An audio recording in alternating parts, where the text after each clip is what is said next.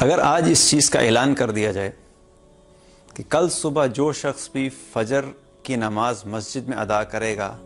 پر person اس کو 5,000 روپیہ ملے گا، یہ اعلان جو ہے ایڈورٹائز کر دیا جائے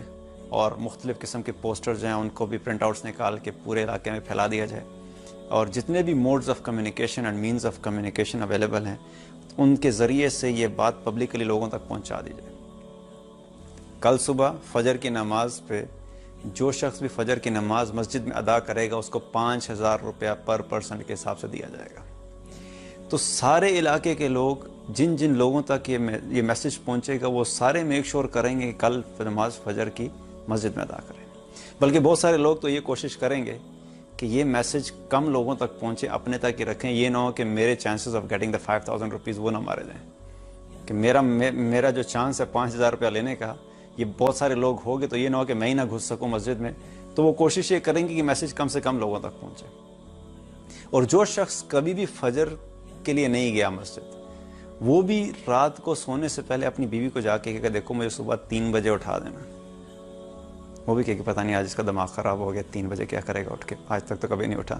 بٹ تھنک اباؤٹ اٹ، وہ کیا کہے گی مجھے صبح 3 بجے اٹھا دینا، لیکن اس چیز کے اوپر بھی وہ سیٹسفائیڈ نہیں ہوگا، وہ چانس نہیں لے گا، یہ نہ ہو کہ میری بیگم کی بھی آنکھ نہ کھلے۔ So what he would do is کہ آن ٹاپ آف اٹ وہ 3-4 قسم کے مختلف الارمز بھی لگائے گا،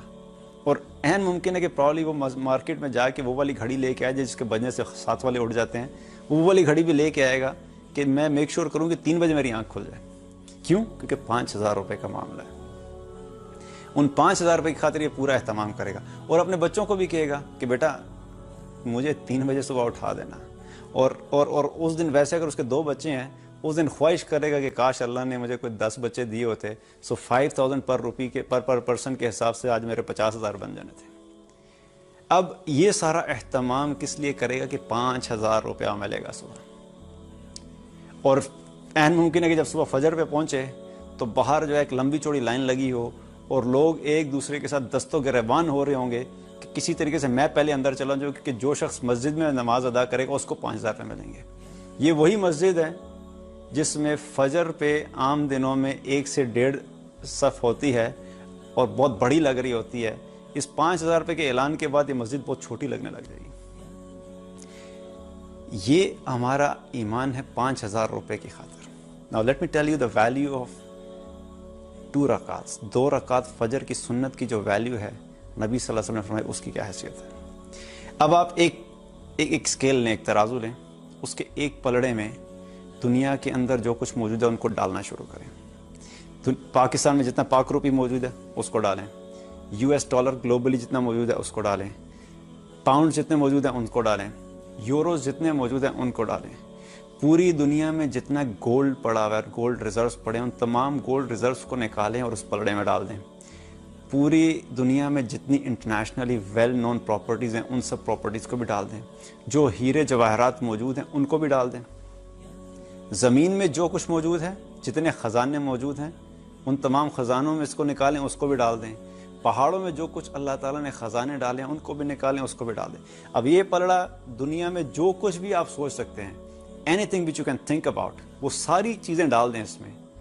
اور دوسری طرف ایک پلڑا ہو جس میں فجر کی 2 رکعت سنت کو ڈالیں۔ اب صحیح مسلم کی روایت کے مطابق نبی صلی اللہ علیہ وسلم نے فرمایا ایک طرف یہ سارا مال ہے اور دوسری طرف فجر کی 2 رکعت سنت ہے۔ ان 2 رکعت سنت کے بارے میں نبی صلی اللہ علیہ وسلم نے فرمایا خیر من الدنیا وما فیہا، یہ 2 رکعت فجر کی سنت جو ہے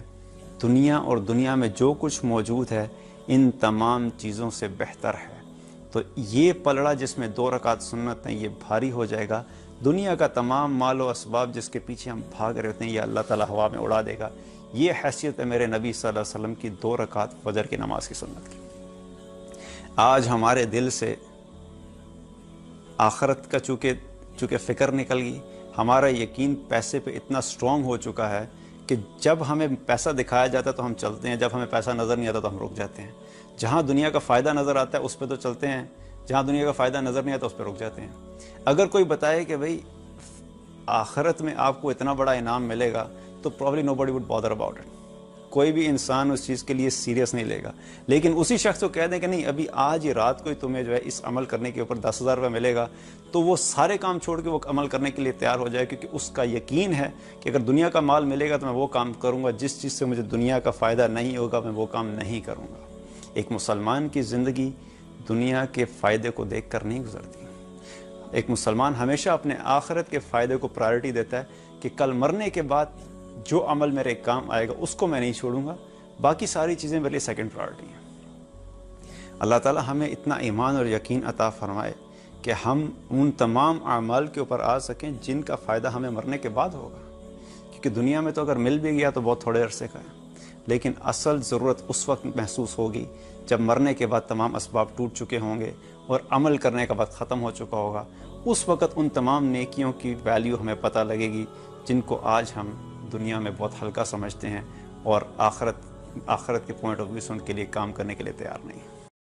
دین کی بات پھیلانا صدقہ جاریہ ہے. ثواب کی نیت سے ویڈیو کو شیئر ضرور کیجیے. جزاک اللہ.